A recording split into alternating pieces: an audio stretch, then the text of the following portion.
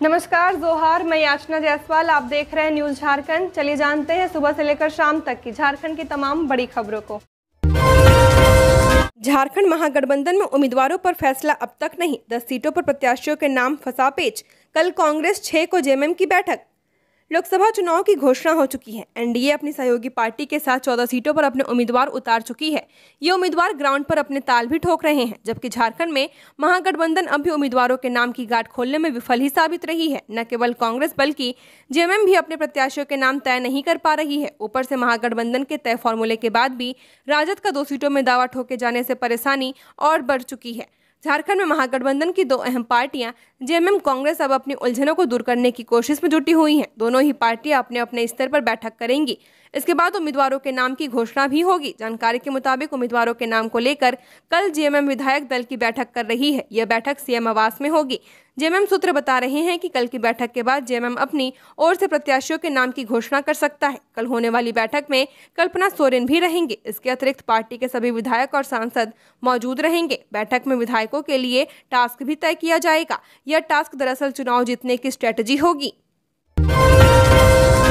Giridih police की बड़ी कार्रवाई। गया से कोलकाता जा रही महारानी बस से पुलिस ने बरामद किए 1 करोड़ रुपए। चुनाव के दौरान गड़बड़ियों से निपटने के लिए गिरिडीह पुलिस अलर्ट मोड पर है। गिरिडीह जिला प्रशासन ने एक बार फिर बड़ी कार्रवाई की है। इस बार जिला प्रशासन की एफएसटी ने गया से कोलकाता जा रही महारानी बस से 1,09,50,000 रुपए बरामद किए हैं। ये रुपए चुनाव की प्रक्रिया को प्रभावित करने के लिए ले जाए जा रहे थे। गिरिडीह एसपी दीपक कुमार शर्मा ने इस बात की पुष्टि की है। बताया कि बीती रात उन्हें गुप्त सूचना मिली थी कि बिहार के गया से कोलकाता जाने वाली महारानी बस से रुपए ले जाए जा रहे हैं। सूचना मिलते ही एफएसटी फ्लाइंग स्क्वाड टीम को एक्टिव किया गया। टीम में बगोदर बीडीओ, बगोदर सरिया एसडीपीओ, थाना प्रभारी सहित अन्य लोग शामिल थे। टीम ने बगोदर के औरा में देर रात महारानी बस को रोका और इसकी तलाशी ली तो एक बैग से 1,09,50,000 रुपए बरामद किए गए। रुपए ले जा रहे 3 लोगों को गिरफ्तार किया गया है। उनसे पूछताछ की जा रही है। पुलिस कप्तान ने बताया कि रुपए के सोर्स और इससे जुड़े सभी लोगों की जानकारी इकट्ठा की जा रही है। गौरतलब है कि चुनाव को लेकर आदर्श आचार संहिता लागू है। इसके तहत 50,000 से अधिक नकद लेकर चलने पर पुलिस उस राशि की वैधता की जानकारी ले रही है और सही जानकारी नहीं मिलने पर रुपयों को जब्त किया जा रहा है। बड़े भाई हेमंत सोरेन से मुलाकात करने होटवार जेल पहुंचे बसंत सोरेन। झारखंड के पूर्व मुख्यमंत्री हेमंत सोरेन के छोटे भाई और झारखंड सरकार के मंत्री बसंत सोरेन अपने बड़े भाई से मिलने होटवार जेल गए हैं। यह मुलाकात कई मायनों में अहम है। लोकसभा चुनाव में अब कुछ ही दिन शेष रह गए हैं। ऐसे में टिकट बंटवारे को लेकर दोनों में गंभीर बातचीत हो सकती है, क्योंकि झारखंड में INDIA गठबंधन के सबसे महत्वपूर्ण घटक झामुमो ने अब तक उम्मीदवार को लेकर पत्ते नहीं खोले हैं। जेल से हेमंत सोरेन ने सीएम चंपई सोरेन के लिए भी महत्वपूर्ण संदेश भिजवाया था। ऐसे में इस मुलाकात में इन्हीं सारी बातों पर चर्चा हो सकती है। बता दें कि बसंत सोरेन अपने बड़े भाई हेमंत सोरेन के काफी करीब हैं। बसंत सोरेन अक्सर मंच पर भाषण देते हुए अपने बड़े भाई का नाम लेकर भावुक हो जाते हैं। मालूम हो कि हेमंत सोरेन की गिरफ्तारी 31 जनवरी को हुई थी। तब से वह जेल में है। इसलिए कभी उनकी पत्नी कल्पना तो कभी परिवार के बाकी सदस्य मुलाकात करने बीच बीच में जाते रहते हैं। खबरों में आगे बढ़ने से पहले अगर आपने अभी तक इस चैनल को सब्सक्राइब नहीं किया है तो सब्सक्राइब कर ले, जिससे आपको झारखंड की हर छोटी बड़ी खबर के अपडेट मिलते रहे। तो चलिए बढ़ते हैं खबरों की ओर। झारखंड में 7 अप्रैल तक हीट वेव का येलो अलर्ट। 40 डिग्री के पार जा सकता है तापमान। 8 से बदलेगा मौसम, बारिश की संभावना। झारखंड में तेज धूप के साथ अब हीट वेव का खतरा भी बढ़ने लगा है। मौसम विभाग ने इसे लेकर 7 अप्रैल तक राज्य में हीट वेव या येलो अलर्ट जारी कर दिया है। इस दौरान प्रदेश के कई जिलों में तापमान 40 के पार जाने की पूरी संभावना है। मौसम विभाग के अनुसार आज राज्य के दक्षिणी पूर्वी भाग में गर्म हवा उष्ण लहर की स्थिति बन रही है। 5 अप्रैल को पूर्वी भाग में इसका असर देखने को मिल सकता है। 7 अप्रैल के बाद मौसम में बदलाव देखने को मिल सकता है। मौसम विभाग के मुताबिक 8 और 9 अप्रैल को राज्य के कई जिलों में गर्जन के साथ बारिश की संभावना बन रही है। इस दौरान 30 से 40 किलोमीटर के बीच हवा भी चलने की संभावना है। मौसम विभाग के अनुसार न्यूनतम तापमान में बढ़त देखने को मिल सकती है। राज्य में इस दौरान न्यूनतम तापमान 23 डिग्री सेल्सियस से अधिकतम 40 डिग्री सेल्सियस के बीच तापमान रहने की संभावना है। मौसम विभाग ने अगले 1 से 2 दिनों में तापमान में 2 से 4 डिग्री सेल्सियस तक बढ़त की संभावना जाहिर की है। इसका मतलब है कि राज्य में गर्मी का असर अभी और बढ़ेगा। ईडी दफ्तर पहुंची चर्चित दरोगा मीरा सिंह, पूछताछ शुरू। रांची के तुपुदाना ओपी की पूर्व प्रभारी मीरा सिंह ईडी दफ्तर पहुंच गई हैं। ईडी के अधिकारियों ने उनसे पूछताछ शुरू कर दिया है। बता दें कि 21 मार्च को दरोगा मीरा सिंह के ठिकानों पर ईडी ने छापेमारी की थी। इस दौरान मीरा सिंह के ठिकानों से 8 मोबाइल और 15 लाख नकद मिले थे। मीरा सिंह के मोबाइल और डायरी की जांच से खुलासा हुआ था कि रोजाना कई ट्रक बालू की तस्करी होती थी। खुंटी रांची के सिंडिकेट से बालू के नाम पर उगाही के साथ साथ आर्म्स की तस्करी को लेकर भी मीरा ईडी के रडार पर है। मीरा के घर से जो डायरी बरामद किया गया था उसमें अवैध कारोबारियों से लेन देन का ब्यौरा दर्ज किया गया था। बता दें कि मीरा सिंह से 2 अप्रैल को भी ईडी पूछताछ कर चुकी है। ईडी के छापे के बाद मनी लॉन्ड्रिंग के संदेह के घेरे में आई मीरा सिंह को तुपुदाना ओपी प्रभारी के पद से हटा दिया गया था। रांची एसएसपी चंदन सिन्हा ने पिछले गुरुवार की रात ही निर्वाचन आयोग से पत्राचार कर मीरा सिंह को हटाने की मांग की थी। आयोग से आदेश मिलने के बाद मीरा सिंह को तुपुदाना ओपी के प्रभारी के पद से हटा दिया गया। गिरिडीह के बगोदर पुलिस ने गोवंश लोड गाड़ी को किया जब्त, चालक हिरासत में। गिरिडीह के बगोदर पुलिस ने थाना इलाके के अटकड़िया में गुप्त सूचना के आधार पर गुरुवार अहले सुबह गोवंश लोड गाड़ी को जब्त कर लिया।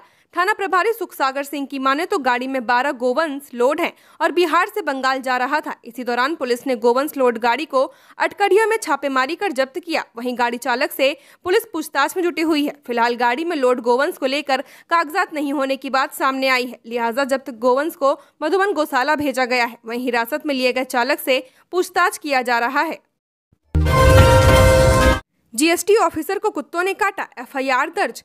सुखदेव नगर थाना क्षेत्र स्थित अपर शिवपुर में रहने वाले जीएसटी सीमा शुल्क के सहायक आयुक्त राजकुमार प्रसाद को 2 कुत्तों ने काट लिया है। इसलिए उन्होंने सुखदेव नगर थाने में प्राथमिकी दर्ज कराई है। राजकुमार प्रसाद ने बताया कि वह सुबह 6:45 बजे मॉर्निंग वॉक पर जा रहे थे। सुखदेव नगर में ही रहने वाले नीकू के 2 पालतू कुत्ते उन्हें काटने लगे। घटना नीकू की पत्नी के सामने हुई। कुत्तों ने उनके पूरे शरीर को काट दिया।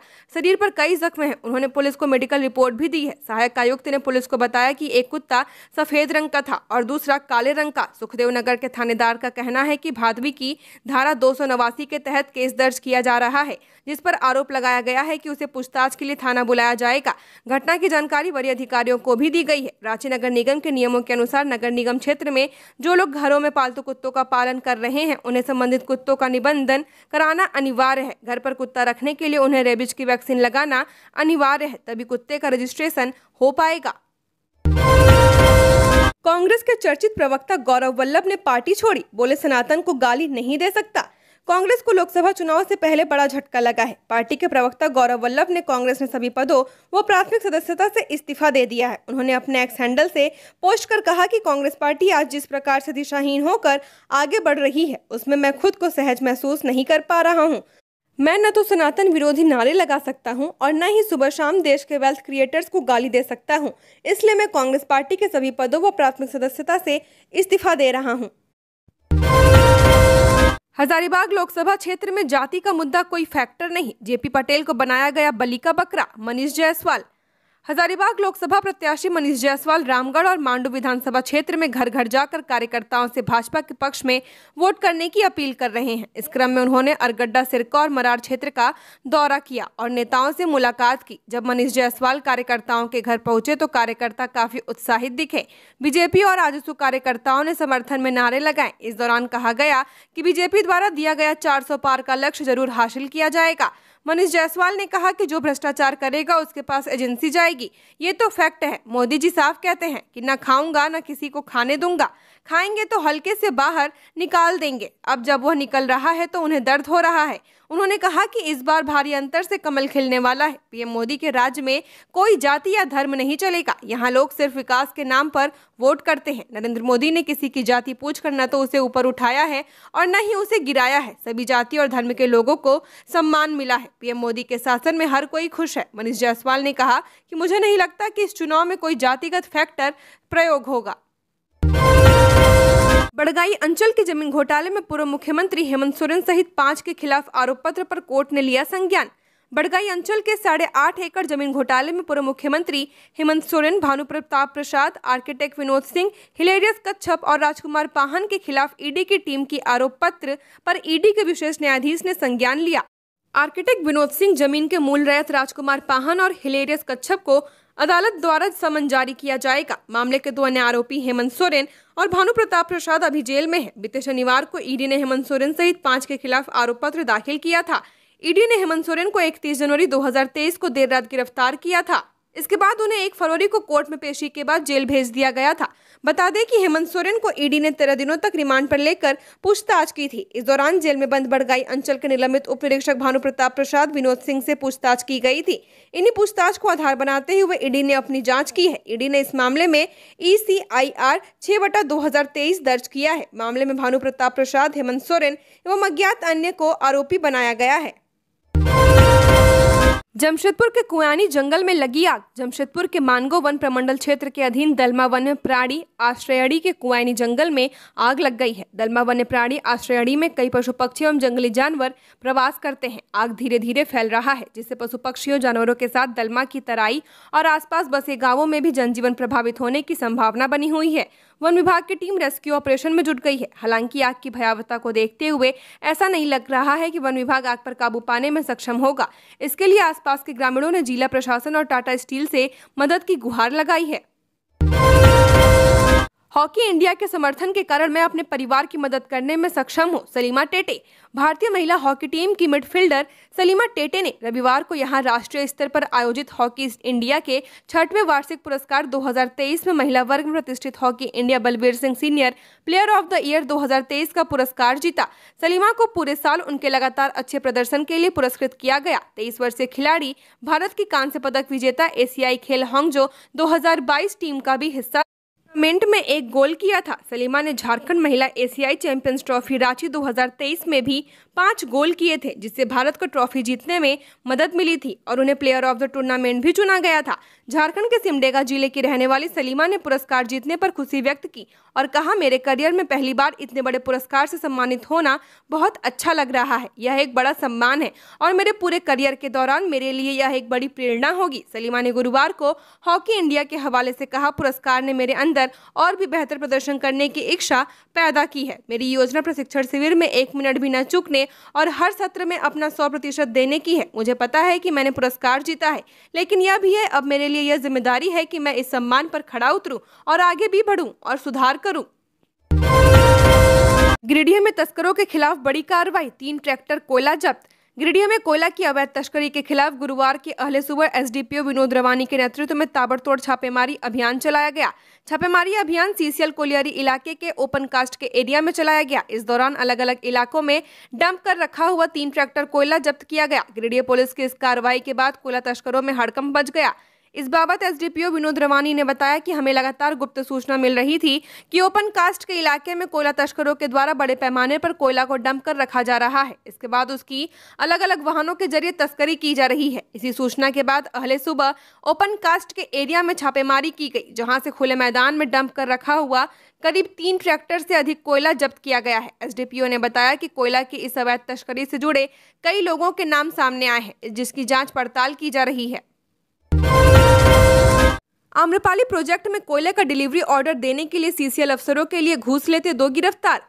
CBI रांची की टीम ने आम्रपाली प्रोजेक्ट के लिपिक जीतन गंजू को 50,000 रुपए घूस लेते गिरफ्तार किया है। डिलीवरी ऑर्डर देने के एवज में डिस्पैच अफसर सुधांशु शर्मा और एरिया सेल्स अफसर सतीश नायक के लिए घूस की रकम ले रहा था। CBI ने जीतन और सुधांशु को गिरफ्तार कर लिया, जबकि सतीश नायक फरार हो गया। CBI को शिकायत मिली थी कि आम्रपाली प्रोजेक्ट में कोयले का डिलीवरी ऑर्डर देने के लिए प्रति टन 30 रुपए की दर से घूस ली जाती है। CBI ने प्रारंभिक जाँच के बाद शिकायत को सही पाया। इसके बाद बुधवार को योजनाबद्ध तरीके से जीतन गंजू को घूस की रकम लेते हुए गिरफ्तार कर लिया गया। घूसखोरी के इस मामले में गिरफ्तार किए गए लोगों को गुरुवार को CBI के विशेष न्यायाधीश की अदालत में पेश किया जाएगा। गोड्डा में करंट लगने से 2 मजदूरों की मौत, बिजली विभाग पर लापरवाही का आरोप। जिले के ठाकुर गंगटी थाना क्षेत्र के महुआ आरा गांव में करंट लगने से 2 मजदूरों की मौत हो गई। मरने वालों में अरुण मंडल और कार्तिक यादव शामिल हैं। दोनों मजदूर ईंट भट्टे से काम कर लौट रहे थे। इसी दौरान दोनों रास्ते में पोल पर लटक रहे बिजली के तार के संपर्क में आ गए। इससे दोनों मजदूरों की मौत हो गई। मौके पर मौजूद ग्रामीणों ने बताया कि दोनों मजदूर ईंटे भट्टे से काम कर वापस लौट रहे थे। इसी दौरान यह हादसा हुआ। घटना के बाद पुलिस और स्थानीय लोगों की मदद से दोनों को अस्पताल पहुंचाया गया। यहां चिकित्सक प्रभारी ठाकुर गंगटी सुभाष चंद्र शर्मा ने दोनों को मृत घोषित कर दिया। घटना के बाद ग्रामीणों ने आक्रोश जताया है। ग्रामीणों ने बताया कि बिजली विभाग की लापरवाही के कारण यह घटना घटी है। दोनों मजदूर ईंट भट्टे पर काम करते थे। दोनों मजदूर अधेड़ उम्र के हैं और उनकी पारिवारिक स्थिति काफी दयनीय है। दोनों अपने परिवार के कमाऊ सदस्य थे। गुमला सिमडेगा के सीमावर्ती क्षेत्र स्थित चेकपोस्ट से 2.5 लाख बरामद। गुमला सिमडेगा के सीमावर्ती क्षेत्र स्थित चेकपोस्ट से एसएसटी की टीम ने 2.5 लाख रुपए बरामद किए हैं। लोकसभा आम चुनाव के मद्देनजर गुमला जिले के पालकोट थाना स्थित सोलगा गांव के गुमला सिमडेगा सीमा पर स्थित इंटर डिस्ट्रिक्ट चेकपोस्ट से यह रुपए पकड़े गए। गुमला सिमडेगा के सीमावर्ती क्षेत्र स्थित चेकपोस्ट से एसएसटी की टीम ने 2.5 लाख रुपए बरामद किए हैं। लोकसभा आम चुनाव के मद्देनजर गुमला जिले के पालकोट थाना स्थित सोलंगा गांव के गुमला सिमडेगा सीमा पर स्थित इंटर डिस्ट्रिक्ट चेकपोस्ट से यह रुपए पकड़ाए गए हैं। पोस्ट पर नियुक्त एसएसटी की टीम ने वाहन चेकिंग के दौरान 2.5 लाख नगद विधिवत जब्त किया है। वहीं बरामद रुपए को लेकर आगे की कार्रवाई की जा रही है। 15 अप्रैल तक बोकारो के इन इलाकों में 10 से 5 बजे तक नहीं रहेगी बिजली। बोकारो वासियों को आने वाले दिनों में बिजली कटौती का सामना करना पड़ेगा। बिजली कटौती लगभग 12 दिन की जाएगी, जो 15 अप्रैल तक जारी रहेगी। बिजली आपूर्ति ठप होने की प्रमुख वजह सड़क चौड़ीकरण को लेकर पोल शिफ्टिंग किया जाना है। चास कार्यपालक अभियंता शैलेंद्र तिवारी ने जानकारी दी कि 15 अप्रैल तक बोकारो के चास सब स्टेशन के इलाके में आने वाले बाईपास व चास व रीगल फीडर में सुबह 5 से 10 बजे तक विद्युत आपूर्ति नहीं होगी। इस दौरान ITI मोड़ से धर्मशाला चौक तक, तेलीडिया चेक पोस्ट होते हुए गर्जा ब्रिज तक सड़क चौड़ीकरण का काम चल रहा है। इसमें पोल शिफ्ट किया जा रहा है। मांडर के भाजपा नेता शिवनाथ तिग्गा का दिल का दौरा पड़ने से निधन। भारतीय जनता पार्टी के मांडर के नेता शिवनाथ तिग्गा का निधन हो गया है। तिग्गा का दिल का दौरा पड़ने से निधन हुआ। गुरुवार 4 अप्रैल को सुबह नहाने के दौरान बाथरूम में ही उन्हें दिल का दौरा पड़ा और उनका निधन हो गया। आजसू के टिकट पर लड़े थे विधानसभा का चुनाव। सुदेश महतो की पार्टी आजसू के टिकट पर मांडर विधानसभा सीट से चुनाव भी लड़े थे। हालांकि चुनाव में वह हार गए। हाल ही में शिवनाथ तिग्गा ने भारतीय जनता पार्टी का दामन थाम लिया था। हजारी मोड़ रेलवे लाइन के समीप मिला बुजुर्ग का शव। धनबाद रेल मंडल के गोमिया एवं बोकारो थर्मल स्टेशन के बीच हजारी मोड़ के समीप पोल संख्या 46/9/11 के बीच एक वृद्ध व्यक्ति का शव बरामद हुआ। प्राप्त जानकारी के अनुसार वृद्ध व्यक्ति पलिहारी गुरुडीह पंचायत निवासी 70 वर्षीय प्रेम शंकर साव उर्फ बुच्चू साव के रूप में हुई। बताया जाता है कि कल दोपहर 3 बजे से ही वह अपने घर से लापता थे। परिजनों के काफी खोजबीन के बाद भी वह नहीं मिले। परिजनों को देर रात इस घटना की जानकारी मिली कि उनके पिता का शव रेलवे लाइन पर मिला है। 5 घंटे अंधेरे में डूबा रहा सिमडेगा सदर अस्पताल। पोल गिरने से घंटों बाधित रही बिजली। गर्मी से मरीज हुए परेशान।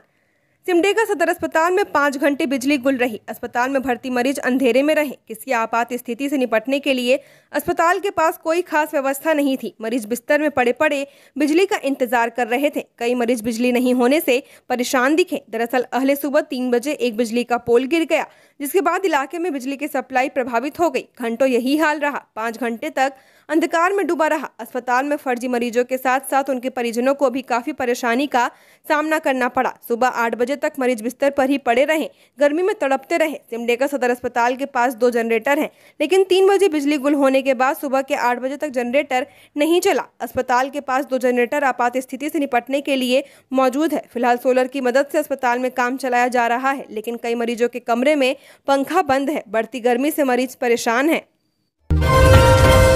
सरकारी आवास के पीछे बेकार पड़ी गाड़ी में अचानक लगी आग। सरायकेला खरसावां जिले के परियोजना निर्देशक IDTA जयदीप तिग्गा के सरकारी आवास में गुरुवार की सुबह उस वक्त अफरा तफरी मच गई जब उनके आवास के पीछे खड़ी बेकार हो चुकी सरकारी गाड़ी पर अचानक आग लग गई। देखते ही देखते आग ने पूरी गाड़ी को अपनी चपेट में ले लिया। गनीमत रही कि समय रहते परिसर में मौजूद कर्मियों ने किसी तरह आग पर काबू पाया। वैसे इस आग लगी की घटना में सरकारी वाहन जलकर पूरी तरह खाक हो चुका है। आग कैसे लगी, इसका खुलासा फिलहाल नहीं हो सका है। संभावना जताई जा रही है कि पेड़ से गिरे सूखे पत्तों में लगे आग की वजह से यह घटना हुई है। झारखंड की और खबरों के लिए बने रहिए हमारे साथ। हमारे चैनल न्यूज़ झारखंड पर चैनल को सब्सक्राइब करें, साथ बेल आइकन को प्रेस करें। नमस्कार।